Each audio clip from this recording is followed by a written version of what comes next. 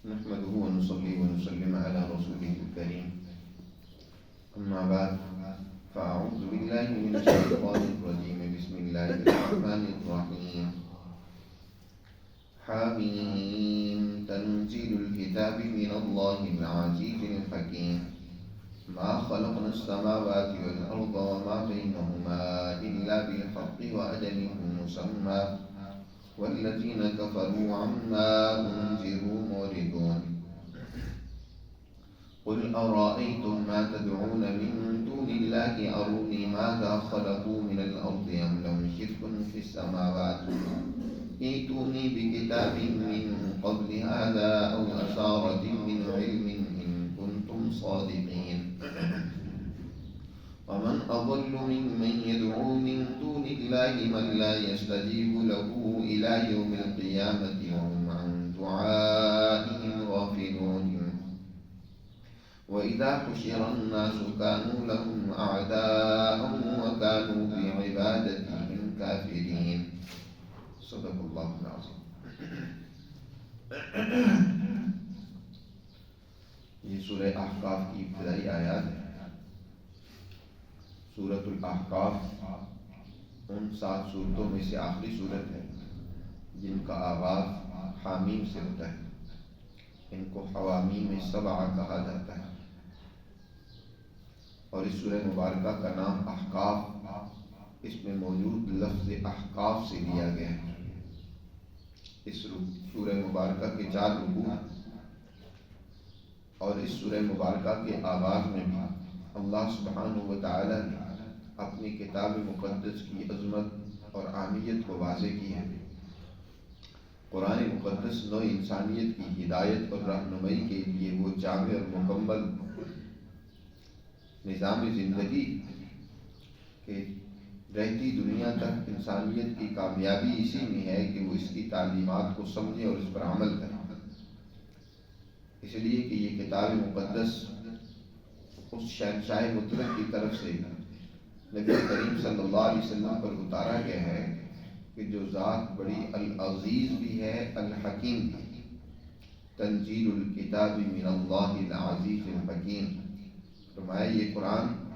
نازل کیا گیا ہے، کتاب نازل کی گئی ہے اللہ کی طرف سے جو العزیز الحکیم. العزیز وہ ساری کائنات پر غلبہ اور عزت رکھتی ہے. اس سے بڑھ کر کوئی عزت اور غلبے والی طاقت و قدرت والی کوئی ذات نہیں. اور الحکیم بھی ہے کہ جو اس نے احکامات اپنے بندوں کو دیے ہیں ان میں بڑی حکمتیں پنہاں ہیں. کوئی اللہ کا حکم حکمت سے خالی نہیں، اس میں انسانیت کے لیے بڑے فائدے ہیں، بڑی اس کے اندر ترقیات ہیں. تو اس حکیم عزیز الحکیم کی طرف سے یہ کتاب بھیجی گئی ہے. اور دیکھو ما خلقنا السماوات والارض وما بینہما الا بالحق واجل مسمى. یہ ساری کائنات جس ذات اقدس نے بنائی ہے اسی نے کتاب بھی نازل کی ہے. اپنے اس ذات کو، اپنے اس رب کو، اپنے اس مالک کو پہچانو اور اس کی معرفت حاصل کرو. دیکھتے نہیں ہیں کہ ما خلقنا السماوات والارض نہیں پیدا کیا ہم نے آسمانوں کو اور زمین کو، وما بینہما اور جو کچھ ان کے درمیان ہے، الا بالحق مگر حق کے ساتھ. یعنی اس کائنات میں غور و فکر کرو، آسمان کی بلندیوں کو دیکھو، زمین کی وسعتوں کو اس میں غور و فکر کرو، پہاڑوں کی چوٹیوں کو دیکھو، سمندروں اور صحراؤں کو اس میں غور و فکر کرو، اس میں نظر اپنی دوڑاؤ. بلکہ خود انسان اپنی ذات و وجود میں غور و فکر کرے کہ اللہ سبحانہ و تعالی نے اس کائنات کی کوئی چیز بھی بغیر کسی مقصد کے پیدا کی ہے اور کیسی اللہ نے ایک مضبوط پائیدار اور عمدہ انداز اور طریقے سے اس کائنات کو بنایا ہے. آسمانوں میں غور و فکر کرو. آج تک دنیا کا کوئی مصور، کوئی دنیا کا بڑے سے بڑا ہندسہ دان، کوئی دنیا سے بڑا ماہر فن وہ اس آسمان کی تخلیق میں کوئی نقص اور کمی نہیں نکال سکتا۔ سالوں بیت گئے، صدیاں گزر گئیں، آسمان کی اس خوبصورتی میں، اس بناوٹ میں، اس کی اس عمدگی میں کوئی تمہیں فرق اور کمی اور خرابی اور نقص نظر نہیں آتا۔ یہ آسمان ہی تمہیں اپنے رب کا تعارف کروا رہا ہے جو تم روزانہ دیکھتے ہو۔ فرمایا نہیں پیدا کیا ہم نے آسمانوں کو، اسی طرح پھر زمین کو دیکھو، والارض جس میں تم رہتے ہو۔ یہ زمین کس قدر بے شمار خزانوں کے ساتھ تمہارے سامنے بچھی ہوئی، اپنی وسعتوں کے ساتھ تمہاری ضرورتیں بھی پوری کر رہی ہے، تمہاری حفاظت بھی کر رہی ہے، تمہیں اپنے اندر دبا بھی لیتی ہے دنیا سے گزرنے کے بعد۔ اس میں بھی ذرا غور و فکر کرو۔ دوسری جگہ پر اللہ نے انسان کو ان میں غور و فکر کرنے کی دعوت دیتی ہوئے ان الفاظ میں فرمایا، کیا افلا ينظرون الى الابل كيف خلقت والى السماء كيف رفعت، کیا انسان دیکھتا نہیں آسمانوں کی طرف کس طرح وہ بلند کیے گئے، والى الارض كيف سطحت، کیا زمین کی طرف نہیں دیکھتا کس طرح اللہ نے اس کو بچھا دیا۔ وہی یہاں بات بیان کرتے ہوئے فرمایا کہ ہم نے آسمان و زمین اور جو کچھ ان کے درمیان میں یہ بے شمار سینکڑوں لاکھوں مخلوقات ہیں جو اللہ نے پیدا کی ہیں، خود انسان قدرت کا بہترین شاہکار ہے۔ اس کی ایک ایک چیز میں غور و فکر کرو کہ قدرت نے کیسے اس احسن تقویم تخلیق کو بنایا۔ تو یہ سب کچھ ہم نے الا بالحق، حق کے ساتھ یعنی درست طریقے سے بنایا، یہ حق کے اظہار کے لیے بنایا کہ ان سے بھی حق کی پہچان ہوتی ہے، اللہ کا تعارف ہوتا ہے۔ اللہ کی مخلوقات میں سے کسی مخلوق کو بھی لوگے تو اپنے رب کو پہچان سکو۔ یہ مخلوقات اللہ کی معرفت کا، اس تک پہنچنے کا ذریعہ ہیں، بشرطے کہ انسان ان میں غور و فکر کرے۔ اور پھر یہ بھی نہیں ہے کہ یہ ساری مخلوقات ہمیشہ رہیں گی۔ ان مخلوقات میں سے کوئی مخلوق وہ اپنی ہی لیے سرمدی اور ابدی ہونے کا دعویٰ کرنے لگ پڑے اور وہ سمجھے کہ بس میں ہی ہمیشہ کے لیے ہوں۔ نہیں، وَأَجَلٍ مُّسَمًّى، ہر ایک کو اللہ نے ایک وقت مقررہ تک کے لیے پیدا کیا۔ انسان ہے وہ دنیا میں آتے ہیں، ایک وقت گزار کر چلے جاتے ہیں۔ دیگر آپ مخلوقات کو دیکھتے ہیں کہ ہر ایک کا ایک وقت متعین اور مقرر ہے، اس سے نہ وہ آگے جا سکتا ہے نہ اس سے پہلے جا سکتا ہے۔ ہر ایک آسمان و زمین کا بھی وقت متعین ہے، چاہے کتنا ہی طویل وقت کیوں نہ ہو جائے، ایک وقت آئے گا اذا السماء انشقت وأذنت لربها وحقت وإذا الأرض مدت وألقت ما فيها وتخلت وأذنت لربها وحقت، یہ آسمان پھٹ جائے گا اور اللہ کے حکم کی تعمیر کرے گا۔ اور اس کی شایان شانی یہی ہے کہ اپنے رب کے حکم کو مانے۔ زمین اپنی تمام تر اندرونی خزانوں اور مردوں کے ساتھ سب کو باہر پھینک دے گی اور پھیلا دی جائے گی، اور انسانوں کو یہاں جمع کر کے ان سے حساب و کتاب کیا جائے گا۔ اسی طرح پہاڑوں کا سلسلہ ختم کر دیا جائے گا، ان کو سمندروں میں جھونک دیا جائے گا، چاند سورج یہ ساری کائنات ایک وقت کے بعد ختم کر دی جائے گی۔ اللہ نے آسمان و زمین اور جو کچھ ان کے درمیان ہے ایک وقت مقررہ تک کے لیے پیدا کی ہے، ہمیشہ کے لیے نہیں۔ یہ کائنات ہمیشہ کے لیے نہیں، ہمیشہ کے لیے ذات صرف اللہ کی۔ وہی حی لا یموت والذین کفروا عما انذروا معرضون، لیکن وہ لوگ جو اللہ کی تعلیمات کے انکاری، اللہ کی تعلیمات پر عمل نہیں کرنا چاہتے، ان سے منہ موڑے ہوئے، وہ لوگ جب ان کو اللہ کی ان تخلیقات کو، اس کی ان شاہکار کو، قدرت کو پیش کیا جاتا ہے تو وہ ان سے اعراض کرتے ہیں۔ کافر لوگ اما انذروا معرضون، جس سے ان کو ڈرایا جا رہا ہے وہ اس اللہ کے ڈراوے کو نہیں سمجھ رہے، اس سے تنبیہ نہیں حاصل کر رہے، بلکہ اس سے منہ موڑے ہوئے۔ اللہ سبحانہ و تعالی نے بندوں کو بار بار تنبیہ کی ہے، سمجھایا ہے کہ ایک دن یقیناً تمہیں اللہ کے حضور پیش ہو کر اپنی تمام تر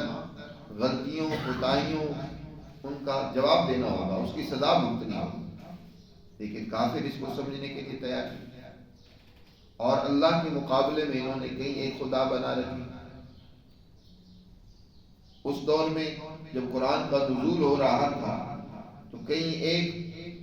پتھروں کے تراشی ہوئے بت اور خدا تھے۔ بیت اللہ میں 360 بت تو وہاں نصب کر رکھے، ہر ایک کے گھر میں الگ بت تھا، ہر قبیلے کا الگ بت تھا، اور اس کے علاوہ بہت ساری اور طاقت اور قوتوں کی پوجا پاٹ ہوتی تھی۔ بہت سارے برگزیدہ لوگوں کو خدائی کا درجہ دے رکھا تھا، لوگ ان کی پرستش کرتے تھے۔ اللہ سبحانہ و تعالی نے فرمایا کہ اے پیغمبر ان سے سوال کیجئے،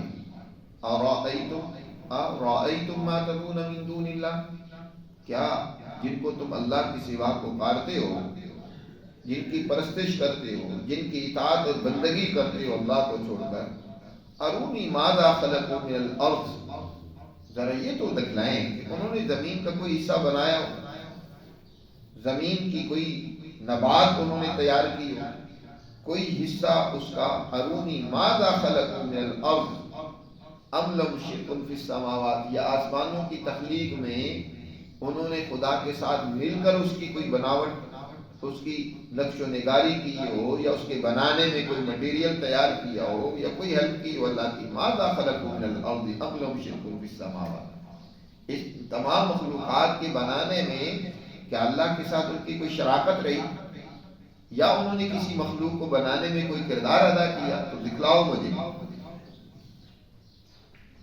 ایتونی بکتاب من قبل ھذا او اثارۃ من علم ان کنتم صادقین، تمہارے پاس کوئی بھی اس کے لیے دلیل ہے،